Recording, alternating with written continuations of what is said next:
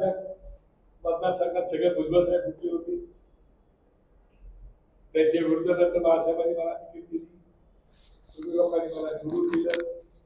पण तेव्हा शरद विद्यार्थी 2 जणी लपून होते, ही निवडून तेवढी त्यावेळेला धाक होता, भीती होती, दरारा होता.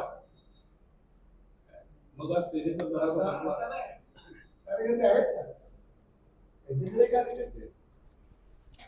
बरेच आमच्यासारखे कार्यकर्ते काय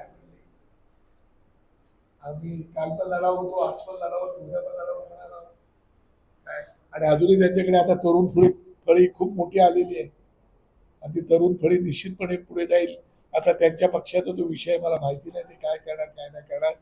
पण मला आठवते की ठाण्यामध्ये श्रीधर खोपकरांचं त्यावेळेला झालं होतं, त्याच्यानंतर कोणी धाडस केलं नव्हतं, त्यानंतर भुजबळांनी केलं होतं, त्याच्यानंतर भुजबळांसोबत गेलेली लोक हाताच्या बोटावर शिल्लक राहण्यासारखी पण राहिली नाही, सगळे पडले होते. राणेसाहेबांसोबत गेलेली लोक ती जर पाहिली तर 1-2 कालिदास कोलंबकर सारखे वगैरे लोक राहिले, ती नाही राहिली. आता एकनाथ शिंदे साहेबांसोबत गेलेली लोक भविष्यात लोक ठरवतील काय ते. पण आता लोकांच्याच मनामध्ये आहे, ज्याला इलेक्शनला आम्ही मतदान करतो ते खोटं चाललंय. त्यामुळे लोकांच्या मनात ईव्हीएमची शासनता आहे, शंका आहे आणि त्याच्यासोबत गांधी बाप्पा पण आहेत. गांधीजींचा पण प्रचंड मारा चाललेला आहे, राष्ट्रपितांचा पैशाचा वारेमाप चालले असे लोक म्हणत आहेत. आणि आता ते दारू प्रत्यारोप होत आहेत. त्याच्यामुळे भविष्यात काय होईल मला माहिती नाही. आता मी काय ज्योतिषीलाही सांगायला, पण जे जे घडलेलं आहे ते मी तुमच्या समोर मांडलं. माझ्या डोळ्यांसमोर या सगळ्या गोष्टी घडलेल्या आहेत.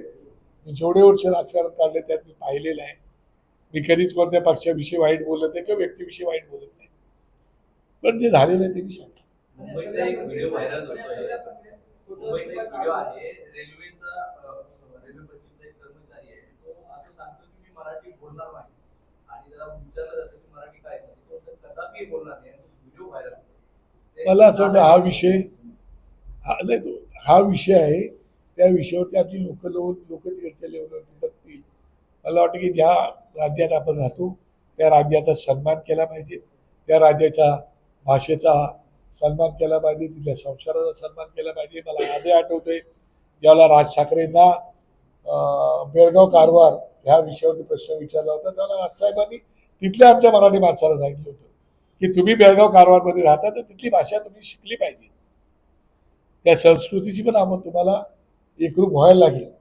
मात्र आपल्या भाषेचा अवमान होणार नाही, ते आम्ही तिकडच्या मुख्यमंत्र्यांशी पण बोलू की मराठीचा तुम्ही सन्मान राखा, पण तुम्ही ज्या राज्यात राहता त्या राज्याचा सन्मान, त्या भाषेचा सन्मान तुम्हाला राखायला पाहिजे असं मला वाटतं. कारण या विषयावरती कोणी काय बोलायचं काय नाही बोलायचं, पण आपण ज्या राज्यात राहतो, ज्या राज्याचं मीठ खातो, ज्या जमिनीत उठतो बसतो, तिथे पैसे कमवतो, तिचा सन्मान आपला राखायला पाहिजे असं माझी स्पष्ट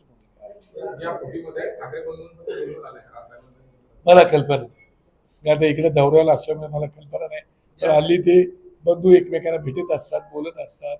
त्यांचे आदित्यजी आणि अमितजी ठाकरे हे पण एकमेकांना भेटत असतात, बोलत असतात. राजसाहेब कोणाचा मेळावा आहे?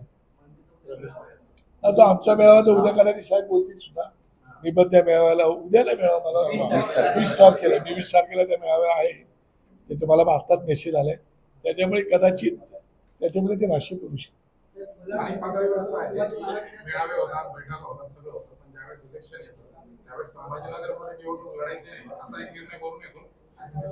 नाही खरं, ही गोष्ट तुमच्या या मताशी पूर्णपणे मी सहमत आहे. खरं पाहता त्यावेळेला पक्ष पातळीवरती विचार केला जातो आणि इकडची लोकल परिस्थिती काय, त्या लोकल परिस्थितीला अनुसरून काय निर्णय घ्यायचा अशा प्रकारची वरती चर्चा होते. नंतर तो निर्णय घ्यावा लागतो. त्यामुळे काही कार्यकर्ते नाराज होतात, काही कार्यकर्ते मग पक्ष सोडून जातात, दुसऱ्या कुठल्या तरी पक्षामध्ये प्रवेश करतात. या घटना घडलेल्या आहेत. आता मी इकडे आल्या, आता मी सांगितलं आता ग्रामपंचायतीच्या निवडणूक आहेत. मी आता म्हणतो आमच्या लोकांना झाले ग्रामपंचायतीच्या निवडणुका तयारी करा, आपल्याला निवडणुका लढवायच्या आहेत. स्थित्यंतर पाहिली मराठवाड्यामध्ये एवढी स्थित्यंतर झालेली आहेत मुक्तीसंग्राम लढा देणारे तुम्ही लोक आहात, निजामाविरुद्ध पेटून उठणारे तुम्ही लोक आहात, तुमच्यावर अन्याय झाला तर तुम्ही सहन न करणारी लोक आहात. याच मराठवाड्यामध्ये नामांतराचा लढा तुम्ही पाहिलेला आहात. त्याच्यामुळे तुम्ही तिथे तरी होत राहतील. त्याच्यामुळे माझ्याकडे तर तरुण फळी आहे. आता पिकलं पानं हळूहळू गळून जाणार आहेत आणि तरुण पिढीत पुढे येणार आहे. आता संदीपक भोगरेंनी स्वतःच्या मुलाला पुढे आणला, संजय क्षीरसागरांनी स्वतःच्या मुलाला पुढे आणला, सन्मान्य मोरेश्वर साहेबांसोबत मी काम केलं होतं. आता त्यांचा मुलगा पुढे आलाय. आता कराड साहेब कराडी त्यांच्या मुलीला पुढे आणतील. मला माहिती नाही, पण स्थिती तर होत असतात ना. आणि माझ्याकडे तर सगळी तरुण बघा ना, माझ्या बाजूला बसलेला मी सोडला तर बाकी सगळे तरुणच आहेत ना. दिलीप चितलांगे पण तरुणच आहेत. ही सगळी तरुण फळी मी आता युवराज साहेबांची चाललेली आहे पुढे. माझ्या पक्षाचा नेता तरुण आहे, त्याचे विचार तरुण आहे.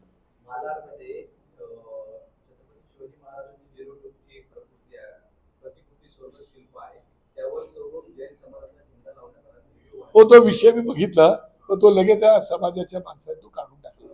त्या गुरुजी कोण होते मोडी, त्यांनी काढून टाकला.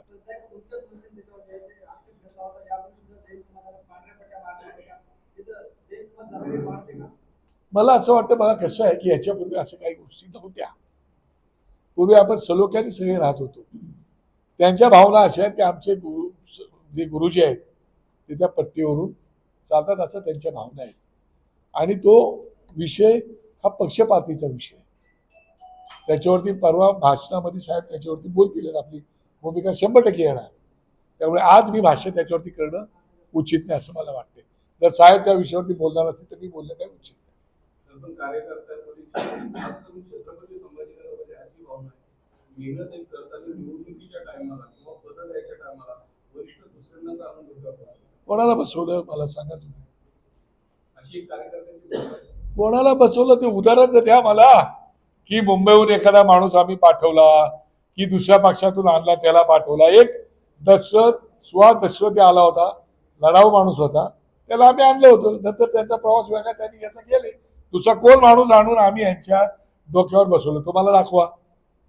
मी तर आता कित्येक वर्ष संभाजीनगरला येतो, छत्रपती संभाजीनगरला, मला तर दिसत नाही तसं. कार्यकर्त्यांच्या भावना असू शकतात. मी म्हणतो तुम्ही मला चांगली माणसं द्या, आता पण तेच सांगितलं. तुम्हाला संधी देतो मी, संधी दिल्याशिवाय त्यांना पुढे येता येणार नाही. शिवसेना मनसे युती आहे. संजय साखळे म्हणाले की जे आमदार असतील त्यांना असतील त्यांच्या मतदारसंघात मनसेने काही खळखळ टाकलं त्यांना पाठिंबा देणार नाही. बघा, दोन बंधूंमधली युती, दोन पक्षाची युती आहे. त्या विषयावरती दोन्ही भाऊ एकत्रितपणे बसून निश्चितपणे काय करायचं ते ठरवतात. आणि काल तुम्हाला मी बोलल्याप्रमाणे बोरसे साहेबांच्या घरी गेलो होतो मी. तिथली वास्तव पाहिल्यानंतर मला ठाम म्हणणं आहे की त्या ठिकाणी त्याची दुर्गुण हत्या झालेली आहे, खून करण्यात आलेले आहे. दुर्दैवाने मला बोलावं लागतंय की त्या ठिकाणी पोलीस दल त्याच्यात सहभागी आहे. वाळू माफियांच्या नादाने पोलीस दल त्याच्यात सहभागी जर होत असेल आणि तशा प्रकारचा तिथे 302चा गुन्हा नोंद होऊन सुद्धा जर तो 302चा गुन्हा न होता दुसरी कलम टाकून जर तो गुन्हा नोंद देत असेल आणि न्यायाधीश कस्टडी जर त्यांना देत असेल तर याच्यात नक्कीच काळं बेरं काहीतरी आहे. आणि म्हणून मी कालच मागणी केली. त्यांच्या कुटुंबाने मला दिलेल्या माहितीनुसार ते स्वतः प्रूफ आहेत, त्यांच्या मुली प्रूफ आहेत, त्यांची बायको प्रूफ आहे, एक लहान मुलगा त्यांचा पुतळा तो प्रूफ आहे. हे असताना सुद्धा तो 302चा गुन्हा दाखल केला जात नाही. दुर्दैवाने मला बोलावं लागतं. राज्याचे मुख्यमंत्री गृहमंत्री आहेत.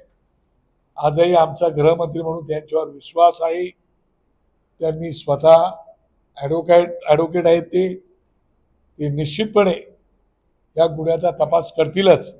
पण आमच्या लोकांचं असं म्हणणं आहे की आता आम्हाला लोकल पोलिसांच्या चौकशीवरती विश्वास राहिलेला नाही आणि म्हणून ही चौकशी जी आहे ती ताबडतोब CID वर्ग करावी आणि CIDने या गुन्ह्याचा तपास करावा.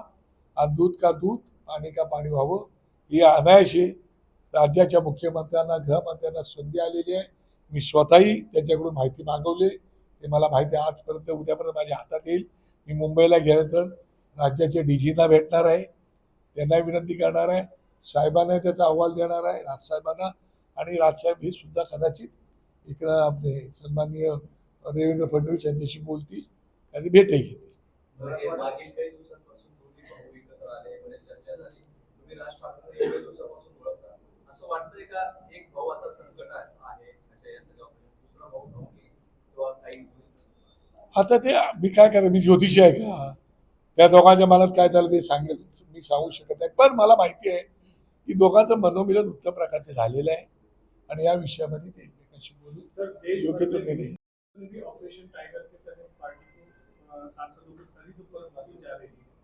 आप कैसा भविष्य देखते हैं छोटे पार्टियों का? एक नहीं, मुझे लगता है कोई भी पार्टी कभी भी खत्म नहीं होती है, चाहे कोई भी कितना कोशिश करे वो नहीं होती है, वो जिंदा रहते हैं, उसके विचारधारा से जुड़े हुए लोग भी जिंदा रहते हैं, जैसे कि जनता दल, जनता दल अभी है ही ना, वो खत्म थोड़ा हुआ है, जनता दल का आज भी कार्यालय है, मगर एक कोशिश करना ही गलत है और कोई पार्टी होनी नहीं चाहिए। तो रीजनल पार्टी होनी जरूरी है, तो रीजनल पार्टी का एजेंडा जो होता है वो लोकल लेवल का, लोकल जो लोग हैं उनके अस्मिता का सब्जेक्ट होता है, उनसे संस्कृति का सब्जेक्ट होता है, और जो नेशनल लेवल की पार्टी है वो तो देश का हित चाहती है, लोकल पार्टी वहां का राज्य का हित चाहती है। तो मुझे लगता है उसे कुछ फर्क पड़ेगा। संजय राउत ने कहा है कि जो भी बाकी सांसद अब उनके खिलाफ तोड़ो फोड़ो वाली चीजें होने वाली है, इसके ऊपर कहाँ तक सही लगता है? ये गलत ही है ना, ये बात करना ही गलत है। और मैंने अभी जो आपको कहा कि फूटने वाले लोग हो मिलते हैं तो फूटने वाले भी आएंगे ना, वो भी बात है ना।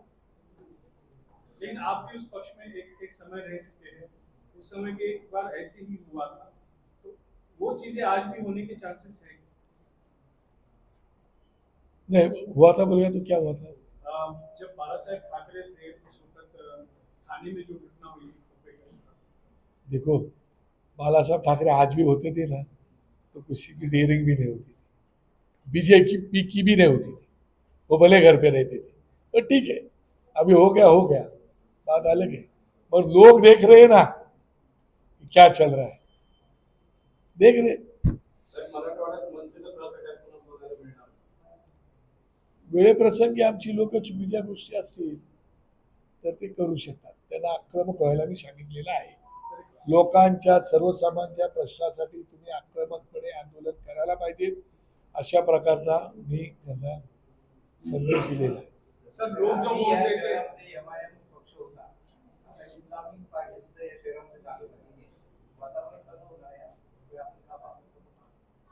नाही आता एमआयएम पक्ष बघा हैदराबादवर येऊन तिकडे तो पक्ष चाललाय, त्या तिकडची लोक सोबत आहेत आणि तो पक्ष मला माहिती नाही। इम्तियाज जलील हा काम करणारा माणूस आहे, तो काय विषय येत नाही, काम करणारा माणूस आहे, त्यासारख्या माणसाकडे त्यांनी एकत्र नेतृत्व दिलेलं आहे। तर मग आता हिंदू आणि मुस्लिम असा जो काही दुरावा आपण निर्माण करण्याचा प्रयत्न करतो, तो याला डेव्हलपमेंट असो विकास असो त्याला तो विचार करण्याची आवश्यकता नाही। पण दुर्दैवाने मला असं सांगावं लागतं का आजही छत्रपती संभाजीनगरचं म्हणजे औरंगाबाद शहराचं छत्रपती संभाजीनगर हे नाव केल्यानंतर सुद्धा GR सुद्धा त्याचा निघाला, सेंट्रलने दिलं, तरी MIMचे नगरसेवक आजही छत्रपती संभाजीनगर बोलत नाहीत, ते औरंगाबादच बोलतात। राज्याचे उपमुख्यमंत्री महोदयांचं म्हणजे सरकार देवेंद्र फडणवीस किंवा एकनाथजी शिंदे साहेब, दोन्ही फडणवीस साहेब आणि शिंदे साहेब यांच्या इकडे महापौर उपमहापौर आता त्यांच्या आहेत, त्यांच्याही लक्षात येत नाही का त्याचा विचार ते करत नाहीत, का ते विचारत नाही की तुम्ही छत्रपती संभाजीनगर का बोलत नाही, ते त्यांना बोलायला पाहिजे। त्यांनी दुसऱ्या पार्टीचे अध्यक्ष आले होते परवा, त्यांनी सांगितलं आम्हाला बीजेपी आम्हाला खबर दिली औरंगाबाद। हा आता ते जर तसे बोलतायत काय तर त्याच्यावरती सगळ्या पक्षाची लोक विचार करतील, आम्ही काय करणार। सर वोटर जो है कभी भी वोट देते समय पार्टी की विचारधारा को वोट देता है, जब नेता जब चुन के आते हैं और जिस तरीके से पक्षांतर होता है तो क्या वो वोटर के साथ धोखा नहीं? बिल्कुल धोखा होता है, मैं तो वही तो बोला, लोगों का अवमान होता है, लोगों का अपमान होता है, लोगों के साथ धोखा होता है। और आजकल देखता कौन है? आई मी और माई सेल्फ। सब लोग अपनी भविष्य कैसे रहेंगे उसके बारे में सोच रहे, अपने बच्चों के बारे में सोच रहे। उसके बाद मैं ये कहना चाहता हूँ कि मैं हमारे लोगों को बताया है, अभी चितलांगे साहब इन लोगों को बताया है कि एक मनसे का अच्छा कार्यालय अभी हम लोग यहाँ पे चालू करने वाले हैं। हाँ हाँ, वो चालू होने के बाद मैं खुद भी आऊँगा. सोबतच तिकडे आम्ही आपत्कालीन अडचणी ज्या आल्या येतात, आपत्कालीन व्यवस्था काही वेळेला अशा घटना एखाद्या घडतात, तर त्यासाठी सुद्धा आपत्कालीन काय आपल्याला मदत लोकांसाठी करता येईल ते पण एखादं व्यवस्थापन जर काय करता आलं तिकडे ऑफिसमध्ये ते पण करण्याचा मी प्रयत्न करतोय. एखादी वैद्यकीय इमर्जन्सी जर कोणाला मदत लागली तर ती मदत देण्यासाठी काय करता येईल का, त्याच्यावरती पण मी सूचना दिलेल्या आहेत. तेही करता येईल का, तर त्याच्यावरती पण माझं थोडंसं काम चालू आहे, पण ते पण आपण करण्याच्या विचारामध्ये आहोत. थँक्यू.